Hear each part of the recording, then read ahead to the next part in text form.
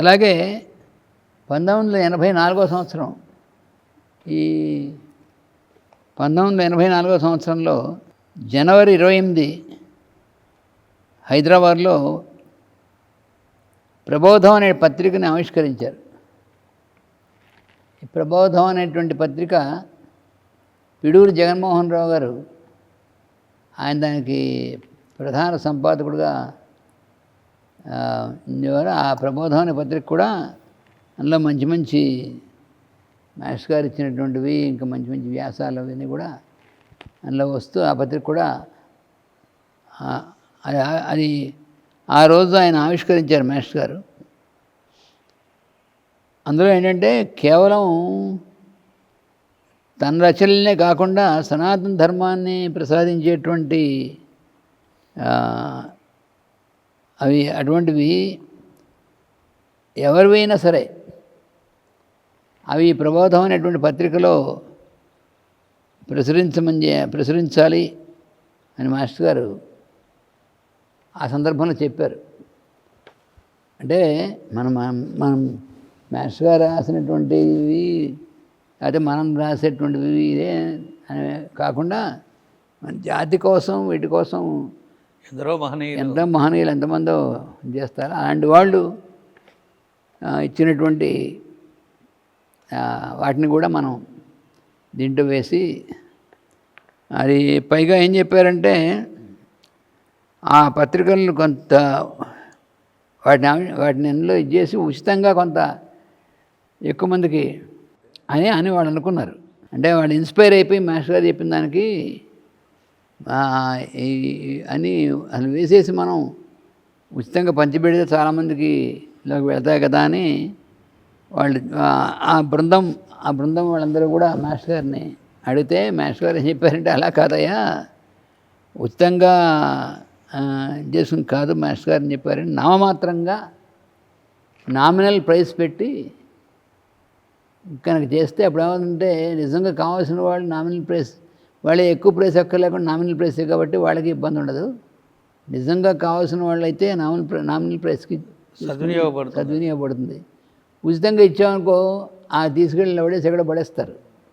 మామూలుగా చూస్తూ ఉంటాం కదా, నువ్వు అందువల్ల ఉపయోగం ఉండదు, నామినల్ ప్రైస్ మీద ఇవి చేయొచ్చు అని చెప్పి మాస్టర్ గారు ఇప్పుడు చెప్పారు వాళ్ళకి. అదొకటి. తర్వాత ఏంటంటే ప్రాక్టికల్ స్టెప్స్. అసలు మామూలుగా మనం అనుకునేటువంటి మన ఐడియాసు, తర్వాత మన ప్రపోజల్స్, ఇలాంటివన్నీ కూడా ఎమోషనల్గా ఇది ఎక్కువ ఉంటుంది మనకి. ఎక్కువ మంది మాస్టర్ గారు చెప్పారు, ఇప్పుడున్నటువంటి మానవ జాతిలోనే అసలు more than 80% ఇమోషనల్ దీని మీదే వెళ్తూ ఉంటుంది. అందువల్ల మనం ఏంటంటే మంచి పనులైనా సరే ఈ ఇమోషన్ అనేటువంటి దాన్ని బేస్ చేసుకుని వెళ్ళినప్పటికీ అది కొంతకాలం అయ్యేప్పటికీ మళ్ళీ అది ఆగిపోవడము, లేకపోతే మరి పాడైపోవడము ఏదో ఒకటి జరుగుతుంది.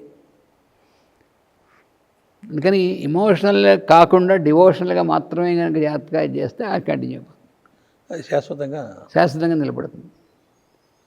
అందుకని డివోషన్ అనేటువంటి దాంట్లో emotion is to be replaced with devotion అది మాస్టర్ గారు చెప్పింది. డివోషన్తో చేయాలి. నేను ఏ నిర్ణయాలు ఎమోషన్తో నిర్ణయాలు తీసుకోకూడదు. అది ఆ ఎమోషన్ అనేటువంటి దానివల్ల అంత ఇబ్బంది వస్తుంది. ఎందుకంటే మాస్టర్ గారి లైఫ్లో చూస్తే మనకి ఆయన ఎప్పుడు ఏ నిర్ణయం కానీ లేకపోతే ఏ వర్క్ కానీ ఎక్కడ ఎమోషన్ అనేటువంటి జీరో. అటాచ్మెంట్ లేదు కాబట్టి ఇంకా ఎమోషన్ ఉండదు. రాగద్వేషాలు ఉంటే కదా ఎమోషను. కావాలనేటువంటిది అది ఇది మోటివో ఏదో ఒక మోటివో ఏదన్నా ఉంటే ఆ మోటివ్ అసలు ఉంటే అప్పుడు ఇవన్నీ రాగద్వేషాలు వస్తాయి, దానివల్ల ఎమోషన్ పనిచేస్తుంది, ఇవన్నీ వస్తాయి.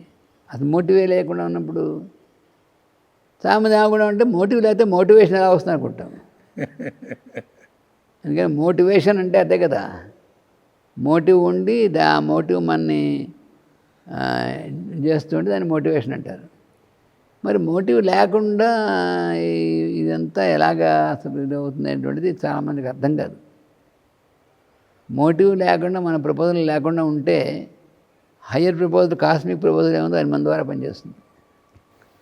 తను చేయటం కాదు కదా, తన ద్వారా జరుగుతుంది. అది మన ద్వారా జరుగుతుంది. అది నేను చేస్తున్నాను అనుకున్నప్పుడు ఎమోషనే, ఫ్రీ మోషన్ లాగా.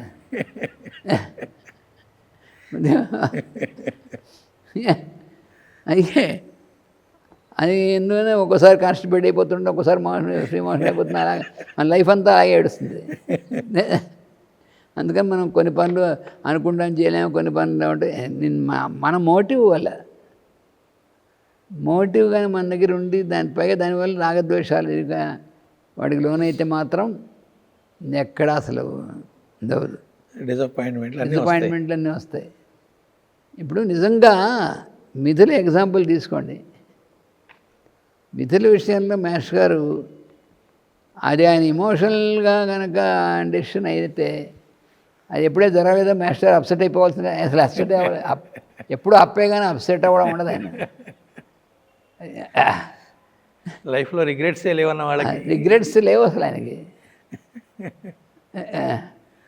ఎందుకని అంటే రాగద్వేషాలు లేవు, మోటివ్ లేదు, ప్రపోజలే లేదు. ఈ ప్రపోజల్ లేకుండా అసలు ఎలా ఉంటాడని అనుకుంటారు. కానీ మాస్టర్ గారు శ్రీరాముడి లైఫ్, శ్రీకృష్ణుడి లైఫ్ ఈ రెండు కూడా మనకి ఆ లెక్చర్ ఉంది. ఆ లెక్చర్లో రాముడు కానీ కృష్ణుడు కానీ తన ప్రపోజల్ అంటూ లేకుండా ఉన్నారనేటువంటి లైఫ్ మొత్తం ఇన్సిడెంట్స్ మాస్టర్ చాలా కోట్ చేసి, అక్కడ రాముడు ప్రపోజల్ ఏముంది, శ్రీరాముడు ఉన్నాడు, ఆయన పట్టాభిషేకం చేస్తామని దశరథుడు ఉన్నాడు, కానీ ఈయన నాకు ఏమనలేదు కదా, ఇంకా ఆయన ప్రపోజల్ ఏం లేదు. పట్టాభిషేకం చేస్తామన్నాడు, సరే అన్నాడు. అడవికి వెళ్ళాలన్నాడు, సరే అన్నాడు. రెండు ఒకటే ఆయనకి.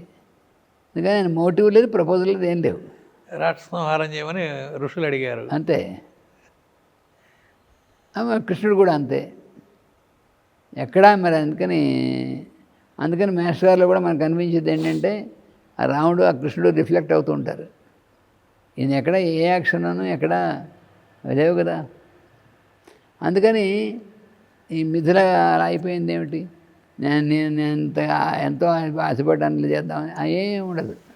మిమ్మల్ని ఇంతగా ఇచ్చేయడం కోసం నేను చేస్తూ ఉంటే మీరు అని కానీ ఎక్కడ అంటే ఎదుటివాడిని నీ కారణం వల్ల అయిపోయింది నిందించడం కానీ అసలు ఏంటిది ఏం లేదు. ఎవరైనా బాగుపడ్డా నా వల్ల అనేటువంటి భావన లేదు, అది లేదు. రోగం తగ్గినా నా మందు వల్ల అనేది లేదు. మాస్టర్ గారు ఏం చెప్పారంటే, నేను మందు వేస్తే తగ్గిపోయింది అని నువ్వు గుర్తుపెట్టుకున్నావు అనుకో, దాదాపు 10 మందికి అది చెప్పి వాళ్ళందరూ చేసేట్టుగానే. మాస్టర్ గారు ఏమన్నారంటే, నేను మందేస్తే పలానావాడు చనిపోయాడు అని నువ్వు చెప్పగలవా అన్నారు. నువ్వు మందేస్తే వాళ్ళ హెల్త్ పాడైపోయావు, నువ్వు మందేస్తే వాడు సీరియస్ అయిపోయావు, ఇలాంటి కొన్ని కేసులు ఉంటాయి. అవి నువ్వు చెప్తున్నావా, హైడ్ చేస్తున్నావు అని చెప్పావు ఎప్పుడైనా పబ్లిక్గా? నేను మందేసాను, వాడు సీరియస్ అయిపోయిన హాస్పిటలైజ్ అయిపోయాడని నువ్వు చెప్పగలవా? అది చెప్పగలిగితే ఇది చెప్పు అన్నారు. అదే నోరు మూసుకోమన్నారు. అంత ప్రాక్టికల్గా ఉంటుంది ఆయన. మోస్ట్ ప్రాక్టికల్, మోస్ట్ మరిగా తిరుగులేదు దానికి.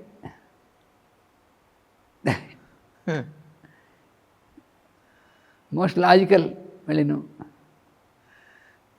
హేతువాది కంటే మించిన హేతువాది. అంతేగా మరి. హేతు తప్పనిసరిగా చూపించగలరు అనమాట.